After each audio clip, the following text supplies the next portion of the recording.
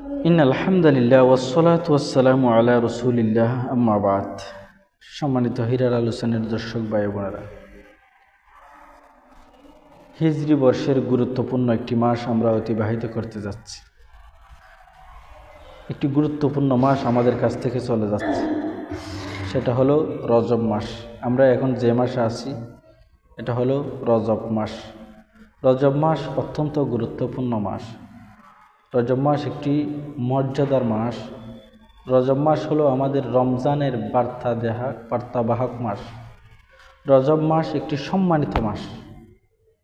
সম্মানিত ভাইয়েরা, রজব মাসে আমাদের কি করণীয়? রজব মাসকে কত যে দামি একটা মাস।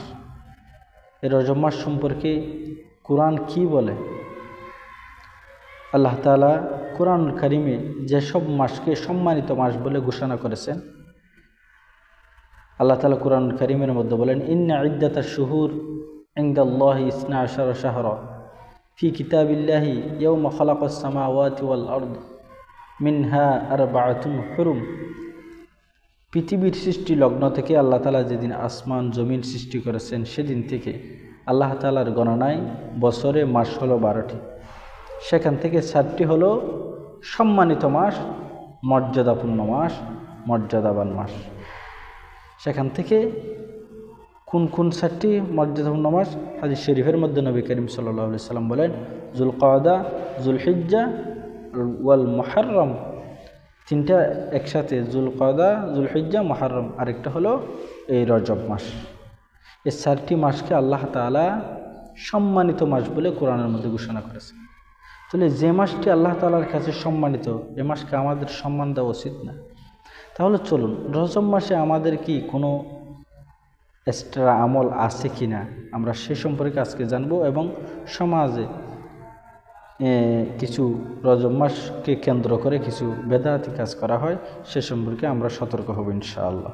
সম্মানিত ভাইয়েরা, আল্লাহ তাআলার কাছে 12 মাসের মধ্যে 4টি মাস হলো সম্মানিত মাস। সেখান থেকে হলো একটি রজব মাস। এই রজব মাস আমাদেরকে রমজানের বার্তা দেয়। রজব মাসে নবী করিম সাল্লাল্লাহু আলাইহি সাল্লাম কোনো আমল করতেন কিনা? হাদিস দ্বারা প্রমাণ পাওয়া যায়।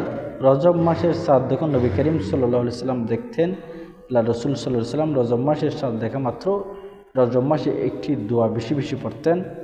আমি দোয়াটি আপনাদেরকে বলতেছি, দয়া করে আপনারা এই রজব মাসটি, শাবান মাস সামনে, রজব মাসের পর শাবান মাস, তারপরে রমজান মাস, 2 মাস নবী করিম সাল্লাল্লাহু আলাইহি সাল্লাম এই দোয়াটি বেশি বেশি করে পাঠ করতেন। কোন দোয়া? আমি দোয়াটি বলতেছি এবং ভিডিওর মধ্যে দিয়েছি, আপনারা সেখান থেকে শিখবেন ইনশাআল্লাহ। আমি দোয়াটি বলতেছি, আল্লাহুম্মা বারিক লানা ফি রজবা ওয়া শাবানা ওয়া বাল্লিগনা রমাদান। আল্লাহুম্মা বারিক লানা ফি রজবা ওয়া শাবান ওয়া বাল্লিগনা রমাদান। নবী করিম সাল্লাল্লাহু আলাইহি সাল্লাম এই দোয়াটি বেশি বেশি পাঠ করতেন। আয় আল্লাহ, আমাকে রজব এবং শাবানে বরকত দিন, অর্থাৎ আমার হায়াতের মধ্যে বরকত দিন, আমাকে রমজান পর্যন্ত পৌঁছায় দিন। সুবহানাল্লাহ, কত সুন্দর দোয়া নবী করিম সাল্লাল্লাহু আলাইহি সাল্লাম আমাদেরকে শিখিয়েছেন। সম্মানিত ভাইয়েরা, তাহলে নবী করিম সাল্লাল্লাহু আলাইহি সাল্লাম হাদিস দ্বারা একথাই বোঝা যায়, নবী করিম সাল্লাল্লাহু আলাইহি সাল্লাম রজব মাসে এই দোয়াটি বেশি বেশি করে পাঠ করতেন। তাহলে আমরাও রজব মাসে, এই মাসে রজব শাবান মাসে আমরা বেশি বেশি করে আল্লাহর কাছে এই দোয়াটি পাঠ করব, কারণ আমাদের সামনে আসতেছে বিশাল রহমতের মাস, মাগফিরাতের মাস, নাজাতের মাস।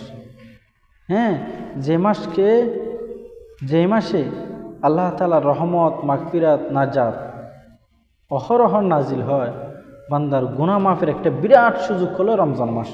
এই মাসটি পাওয়ার জন্য নবী করিম সাল্লাল্লাহু আলাইহি সাল্লাম আল্লাহর কাছে বেশি বেশি দোয়া করতেন। তাহলে আমাদেরও আল্লাহ যেন আমাদের হায়াতে বরকত দিয়ে আমাদেরকে যেন রমজান পর্যন্ত পৌঁছায় দেয়। আমাদেরকেও আজকে থেকে আমরা এই দোয়াটি বেশি বেশি করে পাঠ করে আল্লাহর কাছে হায়াতে বরকত চাইব ইনশাআল্লাহ। সম্মানিত ভাইয়েরা, রজব মাসকে কেন্দ্র করে দেখা যায় 27 রজব শবে মেরাজ বলে আমাদের সমাজে কিছু প্রচলিত বেদাত ছড়িয়ে যাচ্ছে। এটা শরীয়ত সম্মত নয়। নবী করিম সাল্লাল্লাহু আলাইহি সাল্লামের মেরাজ রজব মাসে হয়েছিল এরকম হাদিসের প্রমাণ আছে, তবে 27 রজব মাসে যে নবী করিম সাল্লাল্লাহু আলাইহি সাল্লামের মেরাজ হয়েছে এটা কোনো এটা ভিত্তিহীন দলিল, এটা কোনো হাদিস দ্বারা প্রমাণিত নয়। সুতরাং আমরা বেদাতের মধ্যে জড়িত হব না। আমরা রজব মাসে অন্ততপক্ষে এতটুকু করতে পারি, আল্লাহ তাআলা এই রজব মাসে, এই 4 মাসের মধ্যে সম্মানিত 4 মাস বলছেন, 4 মাসের মধ্যে আল্লাহ তাআলা ফালা তাজলিমু ফীহিন্না আনফুসাকুম, এই 4 মাসের মধ্যে আল্লাহ তাআলা যুদ্ধ বিদ্রুপ, হিংসা, গুনাহ এগুলাকে বিশেষভাবে ছেড়ে দেওয়ার জন্য আল্লাহ তাআলা এই রজব হুকুম করেছেন। তাহলে এই 4 মাসে, রজব মাসে আমাদেরকে, আমরা তো যুদ্ধ যাওয়ার এখন মিনি যুদ্ধ যেটা আছে, আমরা ঝগড়া ফাসাদ এগুলা থেকে রজব মাসে ইনশাল্লাহ, অন্য মাসে তো বিরত থাকবে, এই মাসে বিশেষভাবে বিরত থাকার জন্য আল্লাহ তাআলা আমাদেরকে হুকুম করেছেন, আল্লাহ সুবহানাহু ওয়া তাআলা। এই জন্য আমাদেরকে উচিত এই রজব মাস রমজানের বার্তাবাহক মাস, রমজানের বার্তা আমাদেরকে দেয়। আমরা এতটুকু করতে পারি, অন্যান্য মাসে আমার নামাজ দোয়া তো পড়ি, এ মাসেও আমরা গুরুত্ব সহকারে আরও নামাজ পড়বো, মাঝে মধ্যে অন্যান্য মাসে ছেড়ে দিলে এ মাস থেকে আমরা ইনশাল্লাহ আর ছাড়বো না বলে আমরা চেষ্টা করবো, ছাড়বো না। যেহেতু আল্লাহর কাছে যে রজব মাস সম্মানিত, আমাদেরকে অবশ্যই এ মাসে সম্মান দিতে হবে, এ মাসকে সম্মান দিতে হবে। এ মাসকে সম্মান কীভাবে দেবো? অন্যান্য মাসে যেমন ইবাদত করি, এ মাসেও ঠিক গুরুত্ব সহকারে একটু ইবাদত করব, বিশেষভাবে ইবাদত করব, এবং এ মাসে বেশি বেশি আমরা নফল নামাজ পড়ার জন্য চেষ্টা করব। রমজানের প্রস্তুতি নেওয়ার জন্য, অন্ততপক্ষে রোজার অভ্যাস গড়ে তোলার জন্য আমরা সোমবার এবং বৃহস্পতিবার, নবী করিম সাল্লাল্লাহু আলাইহি ওয়াসাল্লাম এই সোমবার এবং বৃহস্পতিবার রোজা রাখতেন। আমরাও রজব মাস থেকে ইনশাআল্লাহ সোমবার এবং বৃহস্পতিবারে রোজা রাখার চেষ্টা করব ইনশাআল্লাহ।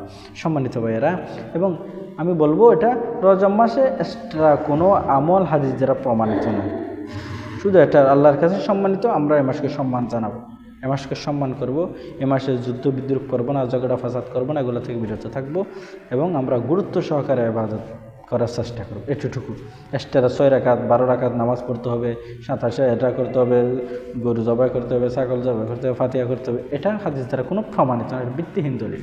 সম্মানিত ভাইরা, আমরা বেদাত থেকে দূরে থাকব এবং রজব মাসকে সম্মান করব, এবং রমজানের জন্য আমরা পুরোপুরি প্রস্তুতি গ্রহণ করবো ইনশাআল্লাহ। আল্লাহ তাআলা আমাদেরকে আমল করার তৌফিক দান করুন। আসসালামু আলাইকুম ওয়া রাহমাতুল্লাহি ওয়া বারাকাতুহু।